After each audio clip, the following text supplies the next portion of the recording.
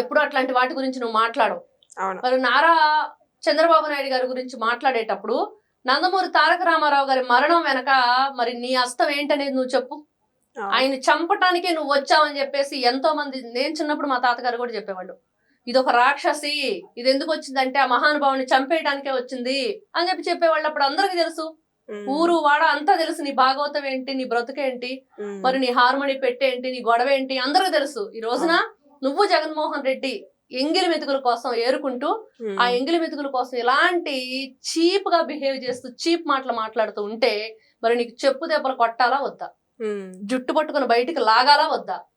నీలాంటి వ్యక్తి నువ్వు ఈ రోజున సిగ్గు లేకుండా నందమూరి వారి ఫ్యామిలీకి కళంకంలా తయారయ్యి వాళ్ళ ఆస్తులు కావాలంటావు, మరి క్యాన్సర్ హాస్పిటల్ భాగస్వామ్యం కావాలంది ఆ రోజున, మళ్ళా ఇంకేదేదో మాట్లాడిద్ది, ఆ వారసుల గురించి మాట్లాడతావు. ఈ రోజు నువ్వు ఏ పార్టీ అని చెప్తున్నావో, ఏ పార్టీ పెద్ద గురించి మాట్లాడుతున్నావో, నువ్వు ఆ పార్టీ లేకుండా ఏ పార్టీలో ఉండి మాట్లాడుతున్నావు? అవును.